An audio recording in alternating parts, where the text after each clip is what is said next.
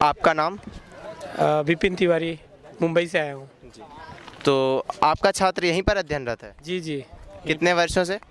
कक्षा 9वीं में आए थे। कक्षा 9वीं में। तो आपको यहाँ आने के बाद अपने छात्र में क्या क्या बदलाव नज़र आए?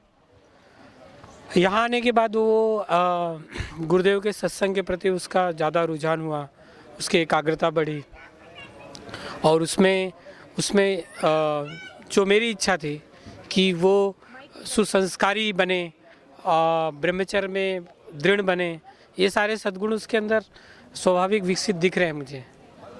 और गुरुकुल की शिक्षा को लेके आपकी क्या राय? गुरुकुल की शिक्षा पद्धति अपनी प्राचीन पद्धति है। मेरे दृष्टिकोण में तो बाहर ऐसा कुछ, बाहर तो पूरा माहौल है, युवाओं के साथ बहुत ही अत्याचार हो रहा है। टीवी फिल्म जगत से उनका यौवन का ह्रास होते जा रहा है।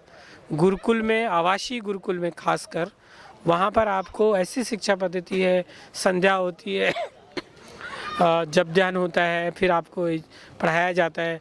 आधुनिक के साथ पारंपरिक जो अपनी गुरुकुल पद्धति थी वो उस दोनों का समन्वय है यहाँ पर। तो इस विषय में तो मैं कितना भी कहूँगा तो दिन कम पड़ जाएंगे और आपका इंटरव्यू छोटा पड़ जाएगा। हर एक विद्यार्थी, हर एक संसार के लोगों को गुरुकुल में, बापूजी के गुरुकुल में खासकर वहाँ आना चाहिए। बाकी के गुरुकुल को मैंने नहीं देखा है और मुझे ऐसा लगता है कि बापूजी जैसा गुरुकुल कहीं नहीं है विश्व में। तो गुरुकुल आकर देखें और उसके बाद उनको समझ में आएगा कि यहाँ लेना चाहिए या नहीं लेना चाहिए। बाहर से वो मीडिया के जगत से प्रभावित है, लेकिन यहाँ आएंगे तो स्वाभाविक वो परिवर्तित हो जाएंगे। आधुनिक शिक्षा पद्धति को में भी आगे बढ़ना है तो आपके अंदर एकाग्रता चाहिए, संयम चाहिए। स्वामी विवेकानंद कहते थे कि अगर फिर से मुझे पढ़ना पड़े तो मैं 2 ही चीज़ पढ़ूंगा, एकाग्रता और अनासक्ति। और ये अगर दोनों आ जाएगी तो आधुनिक पढ़ाई शिक्षा तो ऐसी ही आ जाएगी। विवेकानंद बोलते थे तो डॉक्टर इंजीनियर सब देखते रहते थे, उनके ऊपर तालियां गड़गड़ाहट होती थी। इंग्लिश बोलने में कितने फर्राटेदार इंग्लिश बोलते थे, किसी प्रकार की उनके अंदर कमी नहीं थी। बच्चों में भी देखने को मिल रही है सारी चीज़ें हमारे। तो जैसा कि आपने कहा कि जो स्वामी विवेकानंद थे वो चाहते थे कि एकाग्रता और अनासक्ति बच्चे पढ़ें, और आपने कहा कि गुरुकुल में भी वो चीज़ें बताई जा रही हैं। तो क्या क्या गुरुकुल करता है ये सब सिखाने के लिए बच्चों को?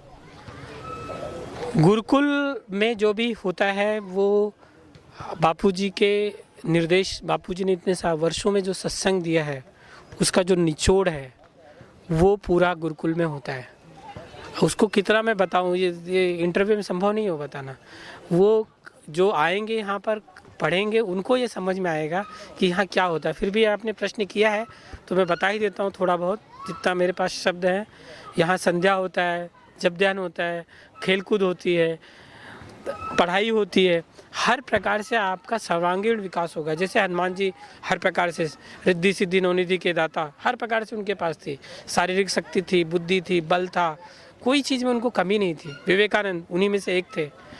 तो वो सारी चीज़ें यहाँ होती है। आप आधुनिक में भी आगे जाएंगे और इसमें भी जाएंगे। और जो बोलते हैं ना कि IIT, और क्या प्रॉब्लम है कि जो क्रीमी बच्चे हैं ना वो यहाँ कम आते हैं। तो अगर उस लेवल का बच्चा यहाँ आएगा ना तो यहाँ महापुरुष बन जाएगा। वो जो पढ़ाई में अच्छा नहीं है, अब घर में काम अच्छा, बहुत मस्ती करता है, तो उसको गुरुकुल में डाल देते हैं लोग।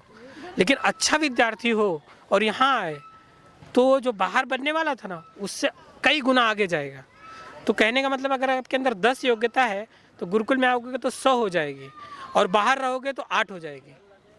तो बाकी पेरेंट्स को आप क्या सलाह देना चाहेंगे गुरुकुल के बारे में? बाकी पेरेंट्स को मैं यही कहना चाहूँगा, पेरेंट्स ऐसा सोचते हैं कि गुरुकुल में वो जाएंगे तो उनके बच्चों को आधुनिक शिक्षा नहीं मिल पाएगी। तो मैंने इसी पे एक उदाहरण दिया हूँ कि अगर आपका बच्चा, एक क्राइटेरिया अगर है कि 10 मापदंड है आपका, बाहर अगर उसका मापदंड 10 है, बौद्धिक स्तर IQ लेवल, और बाहर रहेगा, फिल्म देखेगा, मोबाइल देखेगा, तो आप सोचो उसका IQ लेवल कितना होगा? 7-8 हो जाएगा। और वही 10 वाला IQ लेवल अगर गुरुकुल में आएगा तो उसका 15 हो जाएगा। जैसे कुकरेजा जी का उदाहरण दिया गया। तो आपकी जो योग्यता रहेगी उसका कई गुना आपको गुरुकुल में मिलेगा। ये है। तो उनको ये नहीं देखना है कि गुरुकुल में बाकी बच्चे कैसे पढ़ रहे हैं या नहीं पढ़, उनकी सबको अपनी योग्यता से अच्छा मिल रहा है सबको।